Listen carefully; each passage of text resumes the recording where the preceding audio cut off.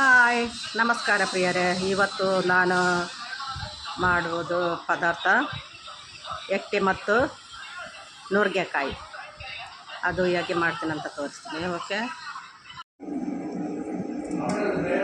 ಇದು ನುಗ್ಗೆಕಾಯಿ ಚಿಪ್ಪು ಇದು ತೆಗಿಬೇಕು, ಎಲ್ಲ ತೆಗಿಬೇಕು ನೋಡಿ.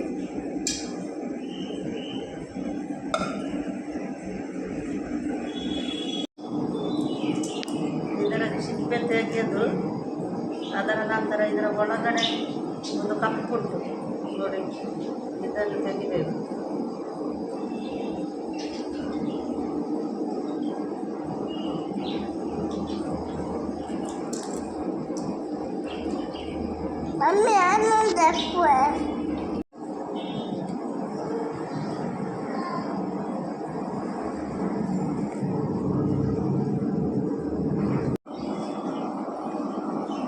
ಸ್ವಲ್ಪ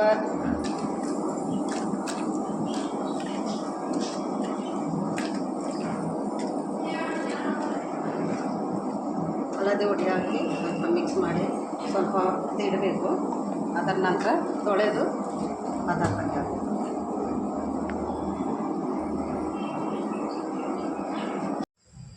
ನುಗ್ಗೆಕಾಯಿ ಮತ್ತು ಎಟ್ಟಿಗೆ ಬೇಕಾದ ಮಸಾಲೆಗಳು: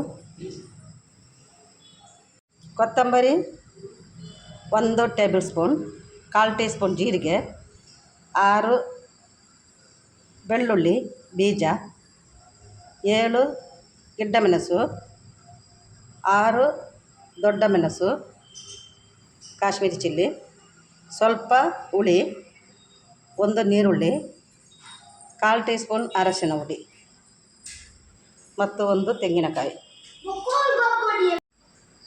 ತೆಂಗಿನಕಾಯಿ ಮತ್ತು ಇದೆಲ್ಲ ಸಾಮಗ್ರಿಗಳು ಒಟ್ಟಿಗೆ ಮಿಕ್ಸಿಯಲ್ಲಿ ಗ್ರೈಂಡ್ ಮಾಡೋದು. ನುಗ್ಗೆಕಾಯಿ ಮೊದಲು ಬೇಯಿಸ್ಲಿಕ್ಕೆ ಇಡುವುದು.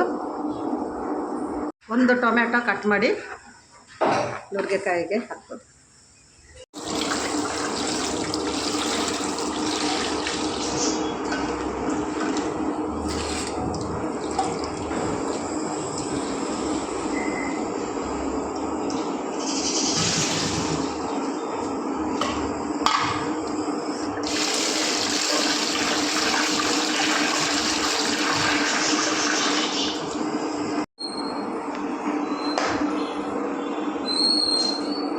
ಇದಕ್ಕೆ ಈಗ ಸಿಕ್ಕೆ ಬಂತು.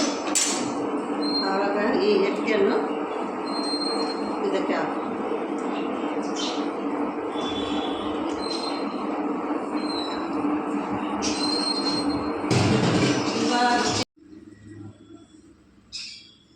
ರುಚಿಗೆ ತಕ್ಕ ಉಪ್ಪನ್ನು ಹಾಕೋದು.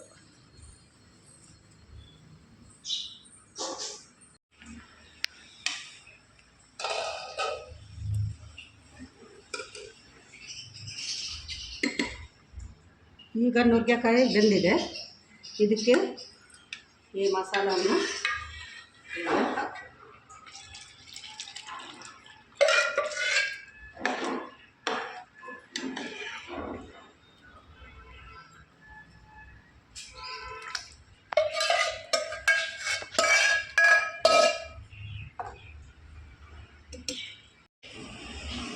ನುಗ್ಗೆಕಾಯಿ ಎಟ್ಟಿ ಪದಾರ್ಥ ರೆಡಿಯಾಗಿದೆ. ಒಳ್ಳೆ ಟೇಸ್ಟ್ ಕೂಡ ಇದು. ನೀವು ಕೂಡ ಮಾಡಿ. ಈ ನುಗ್ಗೆಕಾಯಿ ಮತ್ತು ಎಟ್ಟಿ ಪದಾರ್ಥ ಒಳ್ಳೆ ರುಚಿ ಕೂಡ. ಮತ್ತು ಇದರ ಅಭಿಪ್ರಾಯ ತಿಳಿಸಿ, ಕಮೆಂಟ್ ಮಾಡಿ, ಲೈಕ್ ಮಾಡಿ, ಪ್ಲೀಸ್ ಶೇರ್ ಮಾಡಿ. ಓಕೆ.